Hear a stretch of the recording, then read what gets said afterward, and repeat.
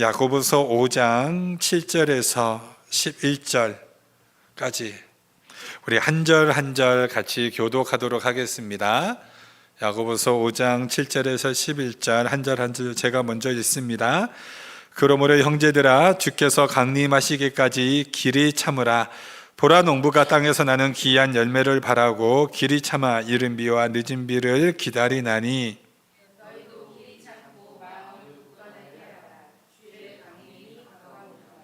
형제들아, 서로 원망하지 말라. 그리하여야 심판을 면하리라. 보라, 심판주가 문 밖에 서 계시니라.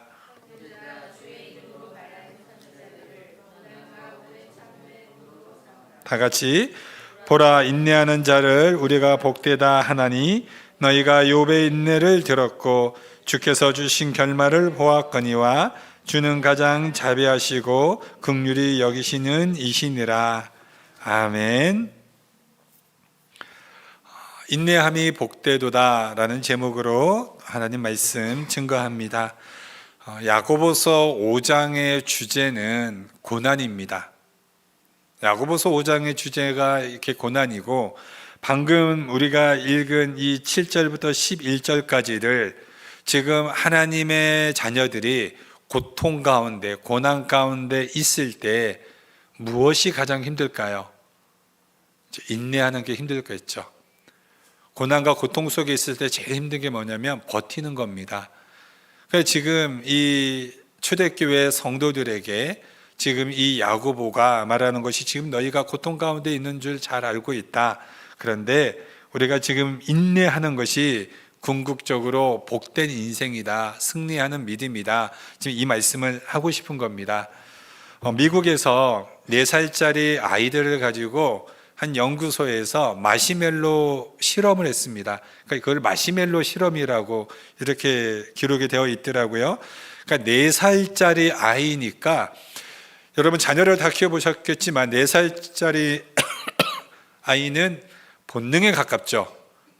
이 아이들이 참고 인내한다는 것은 굉장히 어려울 것 같습니다. 근데 그 아이들을 이렇게 몇십 명을 딱 모아놓고 마시멜로를 다 줬답니다. 여러분 마시멜로 좋아하세요? 저는 잘 모르겠더라고요. 그러니까 초코파이에 있는 마시멜로는 맛있는데 마시멜로를 구워서 먹어봤을 때는 맛이 없더라고요, 저는. 근데 저희 아이들은 진짜 너무 좋아해요. 그래서 몸에 너무 안 좋아서 몇 개씩 안 주지만 한 봉다씩 사놓고 몰래 자기 방에서 먹다가 걸리고, 화장실에 가면 쓰레기통에 이제 먹었던 쓰레기들이 다 걸리기도 하는데 참 좋아하더라고요. 그러니까 이 미국의 아이들이 마시멜로 굉장히 좋아하는 것 같습니다. 이거를 하나씩을 다 주고, 자, 이것을 15분만 기다리면은 하나 더 줄게 라고 이제 이 조건을 냈습니다. 당장 먹어도 되지만 당장 먹는 아이는 15분 있다가는 안 줄 거고, 지금 안 먹고 15분 버티는 아이들은 더 줄게. 아이들 어떻게 했을까요? 대다수는 먹었다는 거죠.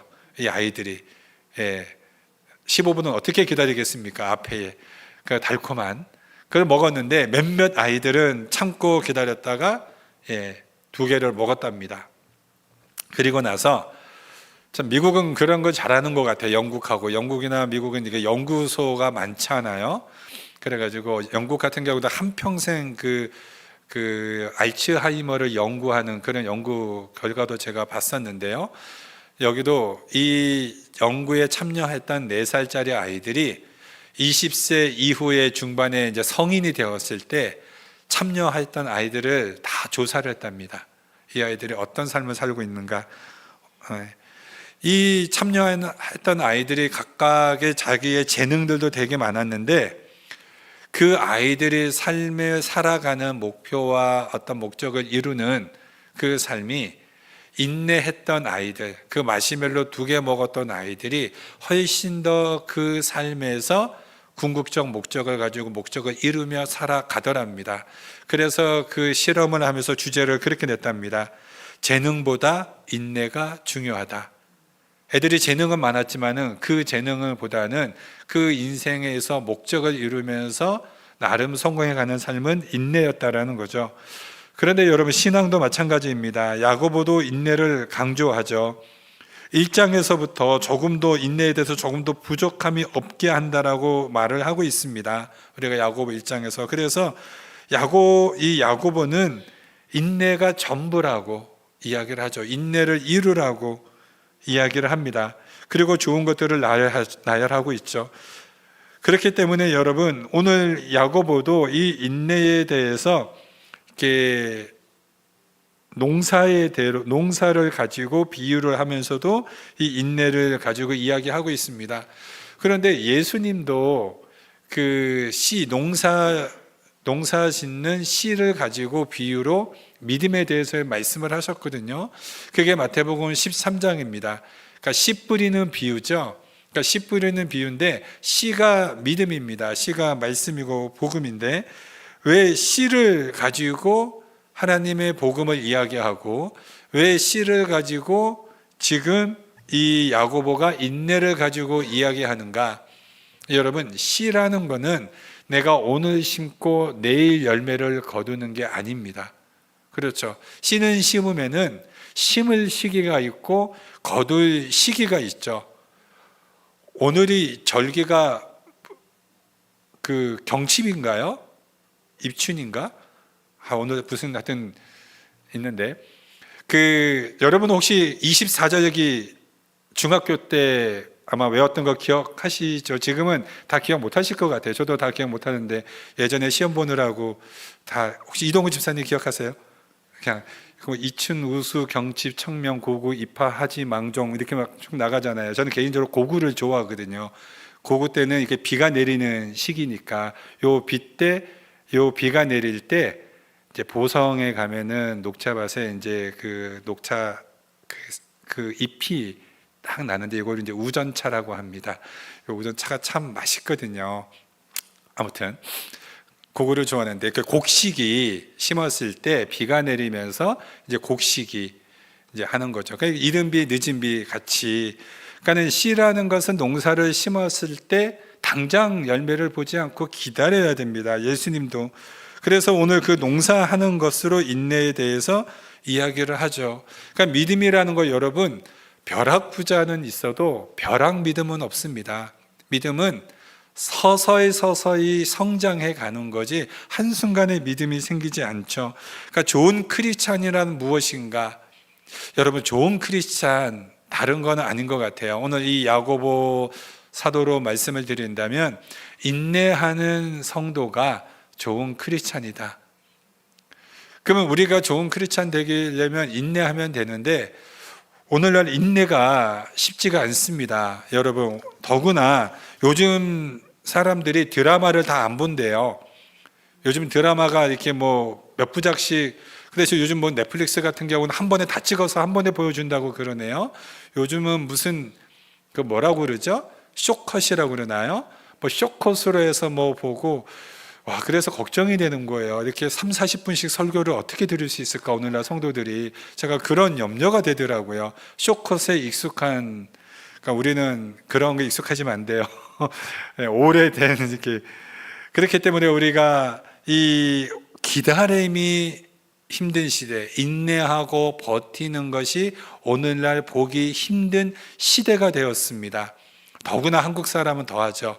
한국 사람은 그 세계 유례가 없죠. 버스가 오면 버스 정류장 밑으로 내려가는, 택시가 오면 달려가는 민족이 택시가 오고 있는데 택시 앞으로 달려가잖아요. 서로 택시를 쓰겠다고. 사탕은 빨아먹는 건데 사탕을 으깨어 먹는 민족. 예, 대한민국 민족밖에 없죠. 제일 어디 갈 때 뛰어가는 민족. 예, 저도 유럽에 학생들 데리고 갔는데 하도 열심히 뛰니까는 외국 사람들이 알아보더라고요. 너희들 코리아지 하면서. 예, 하도 뛰니까. 예, 그런 민족입니다. 그렇기 때문에 어떻게 보면 우리의 습성상, 민족의 특성상 참는 것을 잘 못하는 것 같습니다. 오늘 우리가 잘 참아야 됩니다. 잘 참아야 좋은 크리스찬입니다. 오늘 이 본문을 통하여서 4가지 인내하는 법을 배우기 원합니다. 첫 번째로 좋은 크리스찬이 되기 위해서는 인내를 자연 법칙으로 받아들이라는 것입니다. 자연 법칙. 무슨 의미냐면 모든 성도라 하면은 반드시 인내해야 되는 삶의 상황에 처한다라는 겁니다. 누구도 예외 없이 7절 말씀 읽겠습니다.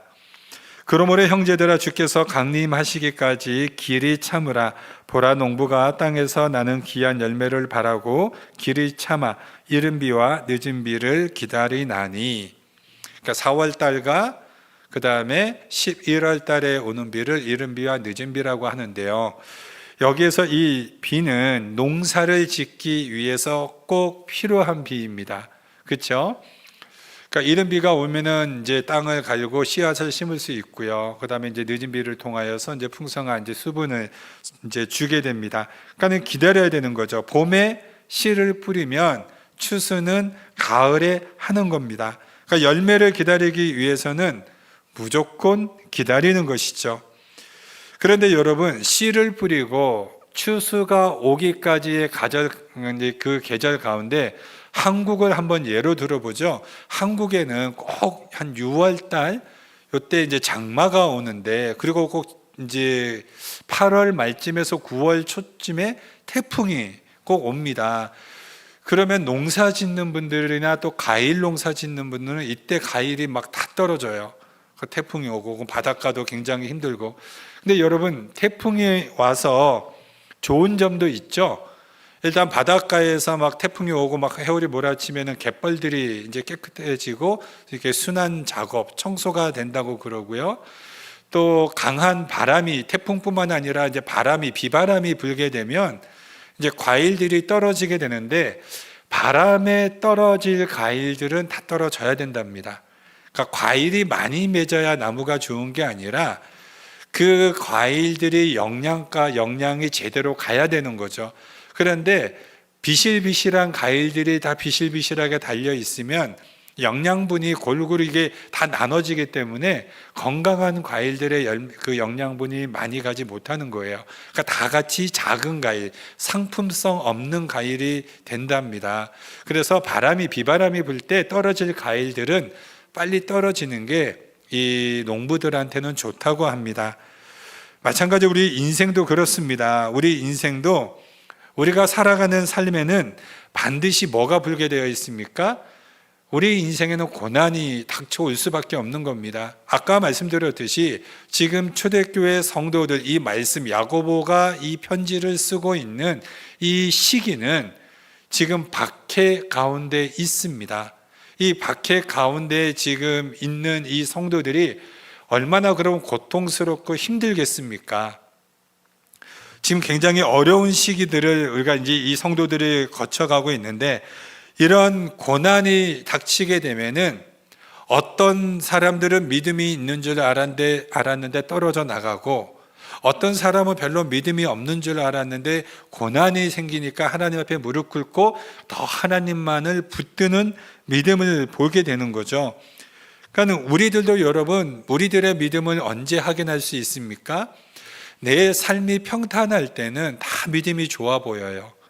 그때는 좀 힘든 성도들 보면은 다 격려하고 뭐 힘내라고 다 이길 수 있다고 그렇게 말을 해주지만, 정작 내가 고난과 고통 속에 들어가 보면은 쉽게 그렇게 말을 하지 못합니다. 그렇기 때문에 정작 내가 이제 이 고난이라는 시련이라는 삶 속에 딱 들이닥치게 되면, 아, 나의 믿음이 요 수준이었구나, 나의 믿음이 여기까지였구나. 그러니까 이런 고난을 통해서 내가 승리하면 한 단계 믿음이 또 승리하죠. 그러다가 또 태풍이 불면 태풍과 싸워 나가면서 믿음이 또 한 단계 또 승리하고. 그러니까 사실 고난이라는 것은 우리의 믿음을 더 하나님 앞에 증진시키기 위한 하나님의 도구입니다. 그러나 고난 당하고 있는 지체들은 참으로 힘들죠. 힘들 때 뭐만 배우게 되냐면, 주변에 아무것도 의지할 게 없구나, 나는 하나님밖에 의지할 게 없구나, 그것만을 배운다라는 거예요. 여러분, 스마트폰에 그 전화번호 목록에 몇 명의 그 사람들이 저장되어 있습니까? 저는 한 200명 정도 되는 것 같아요.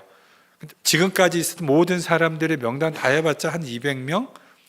어떤 분들은 막 1000명 넘어간다고 자랑하시는 분들도 많으시는 것 같아요.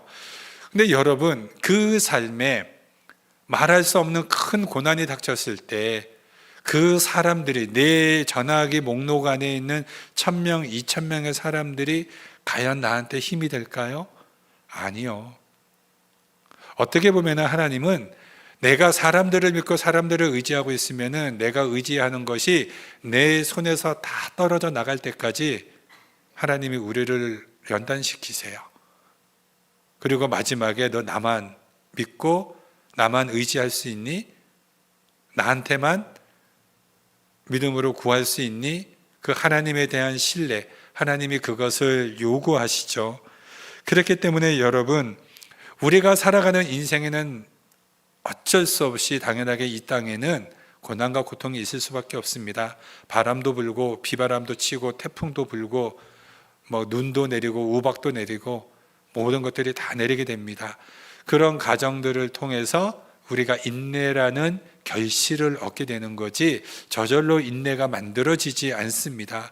그래서 야고보는 우리가 이른 비와 늦은 비가 있다. 씨를 뿌렸으면 이게 내일 열매를 맺는 것이 아니라 추수할 때까지 참아야 된다라는 거죠. 그렇기 때문에 그 너의 삶에 어려운 고난이 닥쳤는가? 내가 인내해야 되는구나. 인생에 있어서 인내라는 것은 내가 반드시 통과해야 되는 거구나. 이거를 자연 법칙으로 받아들이라는 것입니다. 이것을 당연하게 생각하고 자연 법칙으로 받아들일 때 우리가 인내로 좋은 크리스찬으로 세워질 수 있다라는 거죠. 두 번째, 좋은 크리스찬으로 인내하는 크리스찬이 되기 위해서는 마음을 굳건하게 하라라고 이야기하고 있습니다. 8절 말씀입니다. 너희도 길이 참고 마음을 굳건하게 하라. 주의 강림이 가까우니라. 여러분, 굳건한 마음으로 있으라. 그러면은 굳건하게 하라. 말을 바꾸면은 무슨 마음도 있다는 얘기예요? 흔들리는 마음이 지금 있다라는 겁니다. 지금 성도들이 고난 가운데 흔들리는 거예요. 마음이 흔들리니까 굳건하게 마음을 가지라고 이야기합니다. 왜요?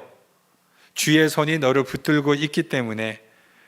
그래서 우리가 크리스찬들이 굳건한 마음을 가지려면은 첫 번째로 여러분, 하나님의 언어를 우리가 배워야 됩니다. 하나님의 언어를, 굳건한 마음을 가지려면은 그게 뭐냐면, 예수를 믿으면 여러분 뭐가 제일 먼저 바뀝니까? 언어가 바뀝니다. 예수를 믿으면 언어가 바뀌어야 돼요. 부정적이고 불평적이고 이런 말들이 감사와 기쁨과 하나님께 찬양을 드리는, 그리고 긍정적으로 바뀌는 거죠. 그러니까 언어의 유희, 상황이 절박하고 힘이 들어도 내가 유머를 할 수 있는 그러한 언어, 그 가운데 한 템포 내가 삶의 여유를 가질 수 있는 게 필요합니다. 그래서 언어를 받아들이면 태도가 바뀌죠.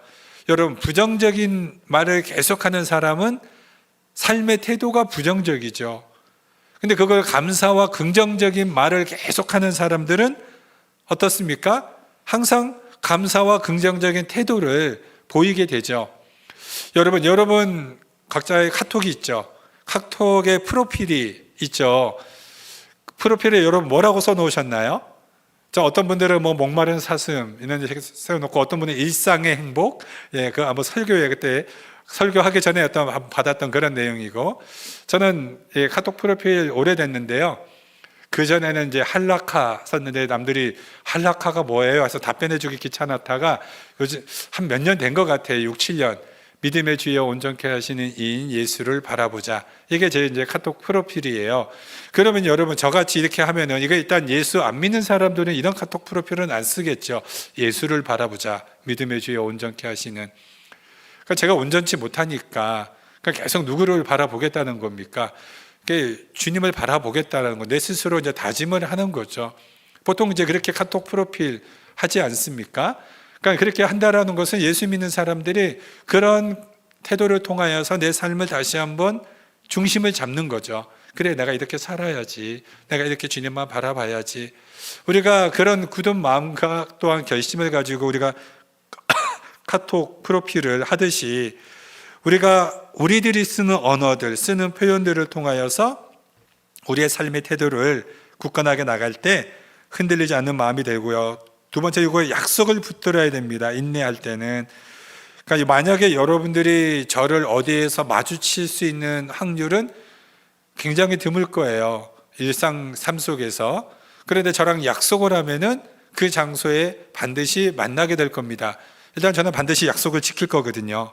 그러니까 그런데 여러분, 우리가 그 약속을 누가 하셨습니까? 하나님이 우리하고 약속을 하셨습니다. 그래서 세 번째, 약속의 대상을 믿어야 돼요. 두 번째는 약속을 믿고, 세 번째는 약속의 대상, 그분이 하나님이세요. 하나님은 약속하신 것은 반드시 지키십니다. 그러니까 그 하나님을 우리가 믿고 우리가 굳건한 내 마음을 지키는 게 필요해요. 하나님이 나와 약속하셨다. 그 하나님이 약속하셨으니 그 약속을 믿고 내가 감사함으로 굳건한 내 마음을 지키자. 우리 이것이 필요하죠.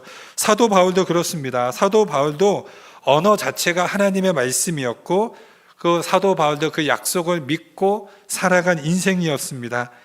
그러니까 우리가 왜 그렇게 마음이 흔들리는가? 우리가 자꾸 약속을 잃어버리기 때문에 불확실한 미래 속에서 내가 자꾸 흔들리는 환경과 흔들리는 상황을 내가 바라보니까 내가 자꾸 흔들리는 거거든요, 마음이. 그러니까 흔들리지 않는 분을 봐야 돼요. 언제나 그 자리에서 한번 하시겠다면 반드시 시키시는 그 하나님, 그분을 바라볼 때 우리가 굳건한 믿음으로 나아갈 수 있습니다. 세 번째로 오늘 이 말씀 9절의 말씀을 보니 서로 원망하지 말라라고 합니다. 9절입니다. 형제들아 서로 원망하지 말라. 그리하여야 심판을 면하리라. 보라 심판주가 문 밖에 서 계시니라. 형제들아 서로 원망하지 말라. 원망의 반대가 뭡니까? 격려죠. 격려. 네. 그러니까 서로 원망은 남을 막 불평하는 남에 대해서 되는 거 아닙니까? 격려는 상대방을 용기를 주는 거죠. 그러니까 원망이 왜 나쁩니까? 이스라엘 백성들이 원망하는 죄로 광야에서 멸망당하지 않았습니까? 그러니까 원망은 불신앙이거든요. 원망은 불신앙입니다. 그러니까 원망하는 인생은요, 마이너스 인생이에요. 자기의 인생을 갉아먹는 인생입니다. 그리고 원망하면요, 여러분 원망 우리가 다 해보잖아요. 원망하면 어떤 현상 생기는지 아세요? 내 몸의 에너지가 다 뺏겨요. 원망하느라고. 원망하면 할수록 내 안에 기가 없습니다. 기력이 없습니다. 에너지가 없어요. 기운이 없습니다. 그렇기 때문에 여러분, 우리가 원망하는 것은 우리가 마이너스 인생으로 내가 소진돼서 살아가는 인생인데, 그러면 여러분 감사, 칭찬하는 인생, 격려하는 인생으로 살아가면요, 악이 사라집니다. 악이 사라져요. 그러니까 우리가 교회 공동체는, 그리고 가족 공동체는 뭐가 있어야 돼요? 격려가 있어야 되죠. 격려가.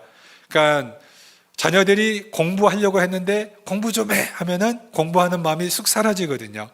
우리 남편들, 내가 하려고 했는데 아내가 이것 좀 제발 해 그러면은 하고 싶지 않아지는 거, 그거 다 그렇잖아요. 또 뭐 남편들도 마찬가지고, 뭐 하려고 했는데, 그런데 만약에 뭐 하나 했는데, 뭐 일을 했는데 칭찬과 격려는 3, 4로 있다, 그러면은 더 하게 되죠. 오죽하면은 칭찬에는 고래도 춤춘다라는 말이 생겼겠습니까? 그러니까는 교회의 공동체는 사실 우리가 한 주간, 우리가 현장의 삶 속에서 얼마나 지칩니까? 여러분, 한 주간의 삶이 여러분 평안하시나요? 그런 분 한 분도 없을걸요. 치열한 삶을 살아오다가 주일날 오셨습니다. 그러면은 뭐가 필요해요?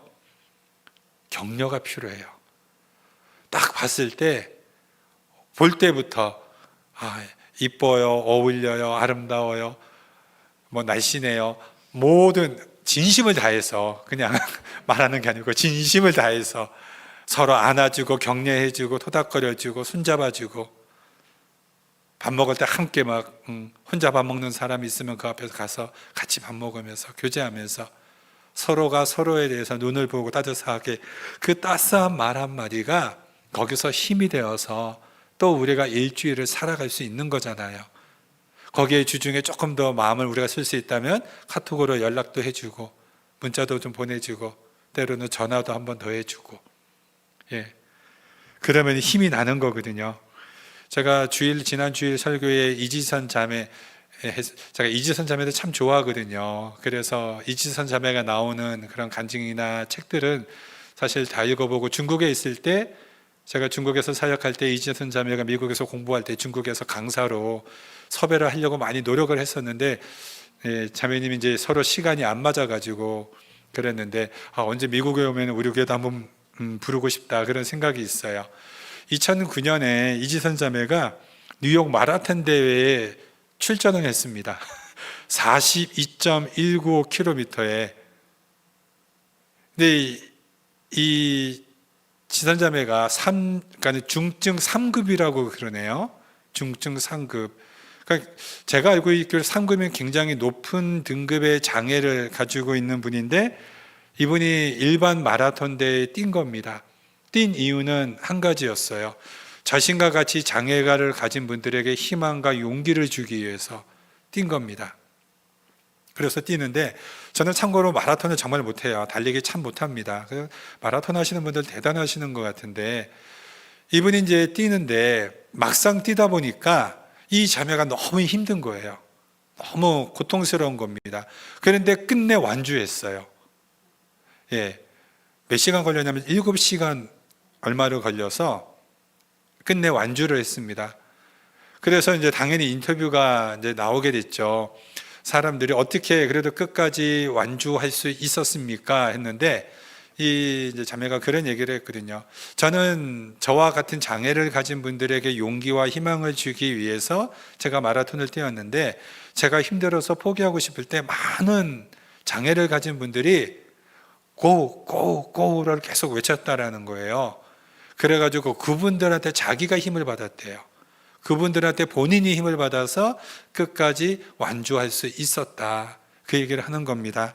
그게 뭡니까? 사람은 서로와 격려를 통하여서 서로 힘을 낼 수 있다는 거죠. 교회 원리도 마찬가지입니다. 교회에 와서 맨날 이렇게 상처받았다고 하시는 분들이 있어요. 그러면은요, 사실 그분들이 상처 준 게 더 많아요. 그러니까는 상처받았다라고 말하지 말고, 내가 누구한테 더 사랑을 베풀어지 못했을까, 그런 얘기를 좀 더 많이 했으면 좋겠어요. 내가 더 사랑한다, 사랑을 주지 못해서 미안합니다, 저거 사랑합니다, 그런 말들. 서로 격려가 필요하지 않겠습니까? 목사도 격려가 필요하고 저도 여러분들한테 격려가 필요해요. 우리 서로 보면 열심히 격려합시다, 서로. 그래서 교회 공동체가 이렇게 이 교회에 와서 힘을 얻고 서로 원망하는 그런 공동체가 아니라 서로 격려하여 승리해 나갈 때 우리가 인내함으로 승리할 수 있다.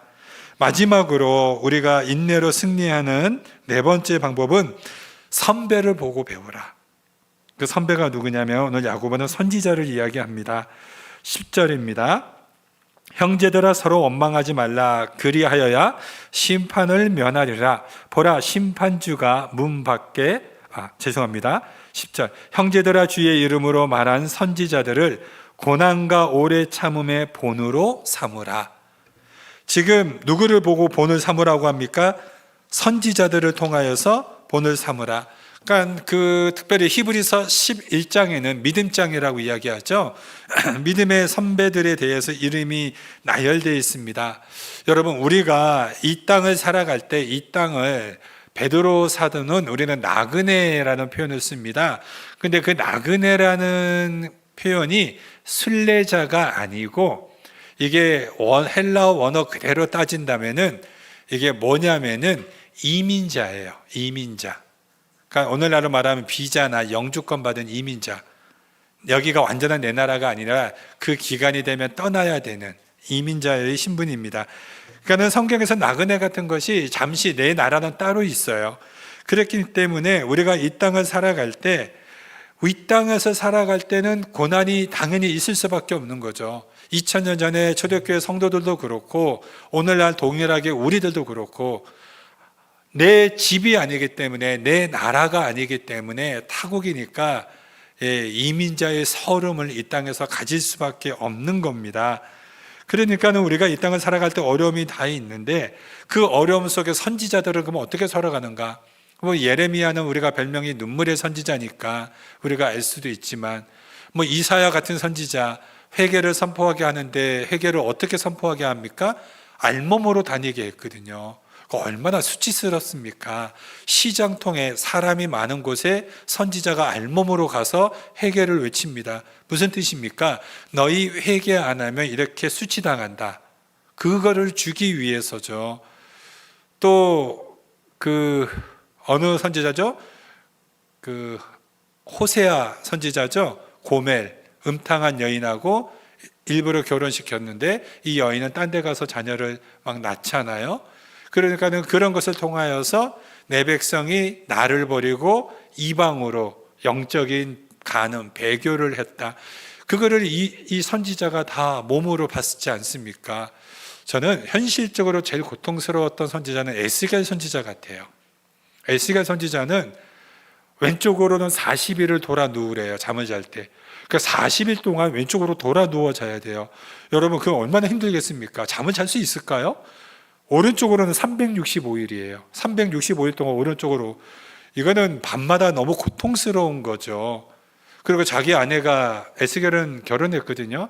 자기 아내를 먼저 죽었습니다. 떠나보냈습니다. 울지 말라고 합니다. 그러니까 몸소 이런 것들을 다 선지자가 몸으로 고통을 받는 거거든요. 그렇게 하면서 이 선지자들이 어떻습니까? 그러면은 그 선지자들이 몸소 이 수치와 고통과 이 아픔을 당할 때 다른 이스라엘 사람들이 박수 쳐줬나요? 우리 선지자 최고라고 격려했나요? 아무도 알아주지 않았습니다. 아무도 알아주지 않았어요. 여러분, 인내는요, 사람 쳐다보면 절대 인내 못합니다. 사람한테 인정받고 사람한테 대우받으려고 그러면 절대 인정받지 못해요. 그러니까 우리가 언제까지 사람 쳐다볼 것인가? 사람 쳐다보지 마시고 선지자들이 누구를 쳐다봤기 때문에 이것을 온전히 감당할 수 있었습니까? 오로지 하나님만 바라봤거든요. 우리도 하나님만 바라봐야 인내로 승리할 수 있습니다. 박수를 기대하고 사람의 환호와 사람의 인정, 그때는 우리가 다 실패하고 무너질 수 있다는 거죠. 저는 11절 말씀이 참 좋습니다. 11절 말씀에 보라, 인내하는 자를 우리가 복되다 하나니 너희가 욥의 인내를 들었고 주께서 주신 결말을 보았거니와. 주께서 주신 결말.